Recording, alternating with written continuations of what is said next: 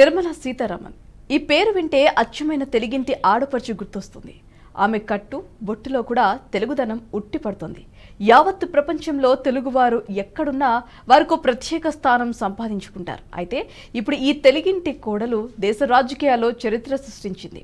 అదేంటో watch story.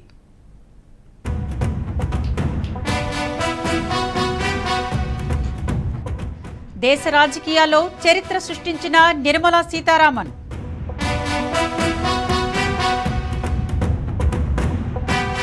వరుసగా మూడోసారి కేంద్ర కేబినెట్లో చోటు దక్కించుకున్న నిర్మల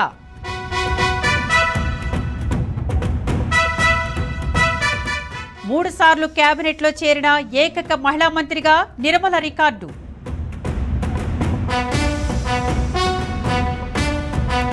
రెండు 2017లో రక్షణ శాఖ బాధ్యతలు చేపట్టిన నిర్మలా సీతారామన్ 2019లో ఆర్థిక మంత్రిగా బాధ్యతలు చేపట్టిన నిర్మలమ్మ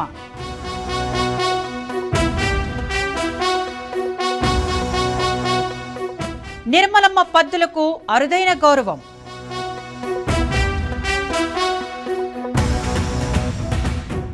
రెండవ తరం ఆర్థిక సంస్కరణలను ముందుకు తీసుకువెళ్లిన ఘనత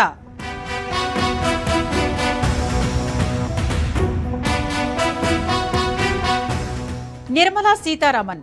పేరు వింటేనే ధైర్యం, ఆత్మవిశ్వాసం, తెగువ, అకుంఠిత దీక్ష, సాధికారత వంటివి గుర్తుకు వస్తాయి. ఒక మహిళగా ప్రపంచ స్థాయి నేతలతో పోటీపడి దేశ ఆర్థిక వ్యవస్థను ముందుకు నడిపిస్తున్న రాజనీతిజ్ఞురాలు. ఆర్థిక సంస్కరణలో సాహసోపేతమైన నిర్ణయాలు తీసుకోవడానికి ఆమె పెట్టింది పేరు.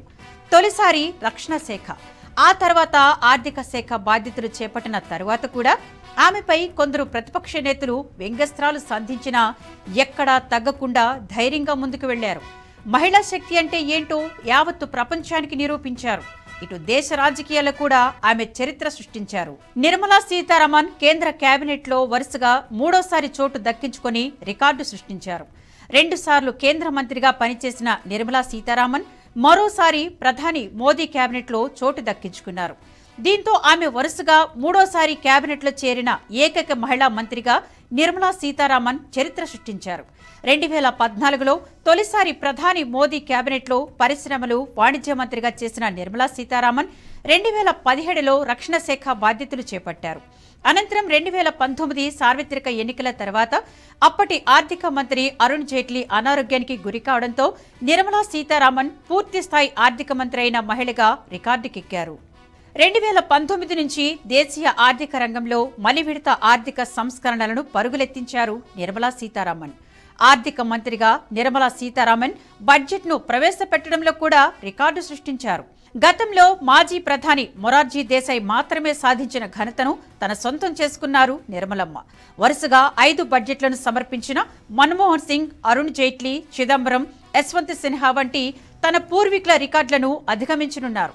ఆర్థిక మంత్రిగా దేశాయ్ 1959, 1964 మధ్య 5 వార్షిక బడ్జెట్లు, ఒక మధ్యంతర బడ్జెట్ను సమర్పించారు. మాజీ ప్రధాని మొరార్జీ దేశాయ్ 10 బడ్జెట్లను సమర్పించే ట్యాగును కలిగి ఉన్నారు. ఏ ఆర్థిక మంత్రి అయినా గరిష్టంగా 6ని, ఒక మధ్యంతర బడ్జెట్ను వరుసగా సమర్పించారు. ఆ తర్వాత రికార్డు నెలకొల్పారు నిర్మలా సీతారామన్.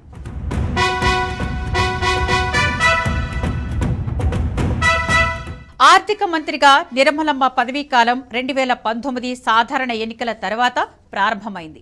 ఇందిరాగాంధీ తర్వాత బడ్జెట్ను సమర్పించిన 2వ మహిళగా ఆమె నిలిచింది. నాడు కోవిడ్తో యావత్ ప్రపంచం ఆర్థికంగా కుదేలైంది.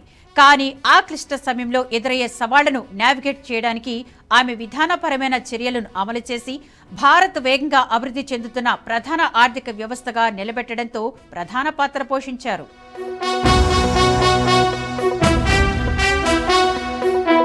ఆర్థిక మంత్రిగా నిర్మలమ్మ గత సంప్రదాయాలకు స్వస్తి పలికింది. మారుతున్న కాలానికి అనుగుణంగా దేశ ఆర్థిక వ్యవస్థను అభివృద్ధి వైపు పరుగులు తీయించింది. ఇందులో భాగంగానే బ్రిటిష్ కాలం నుంచి కేంద్ర బడ్జెట్ కాపీల్ని లెదర్ సూట్ కేసులో తీసుకువచ్చే సంప్రదాయానికి స్వస్తి చెప్పి 2019లో ఎరుపు రంగు వస్త్రంలో బడ్జెట్ ప్రతులు తీసుకురావడం మొదలుపెట్టారు.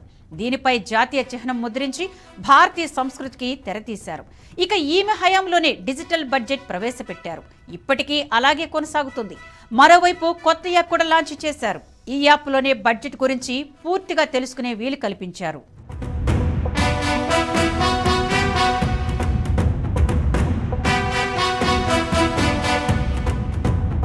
ఇక బడ్జెట్లో ఎక్కువసేపు ప్రసంగించిన ఆర్థిక మంత్రి రికార్డు కూడా నిర్మలా సీతారామన్ పేరిటే ఉంది. మొదటిసారిగా 2019-20 సమయంలో 137 నిమిషాలు ప్రసంగించగా అప్పటి వరకు అదే రికార్డు.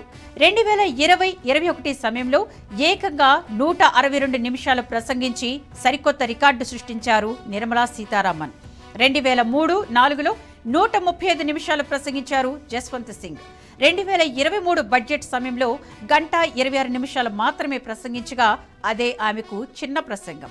అయితే ఇప్పుడు భారతదేశం 2027-28 నాటికి $5 ట్రిలియన్ ఆర్థిక వ్యవస్థగా, 2047 నాటికి $30 ట్రిలియన్ ఆర్థిక వ్యవస్థగా మారాలనే లక్ష్యంగా ముందుకు వెళ్లనున్నారు ఈ ఆర్థిక ఉక్కులేడి నిర్మలా సీతారామన్.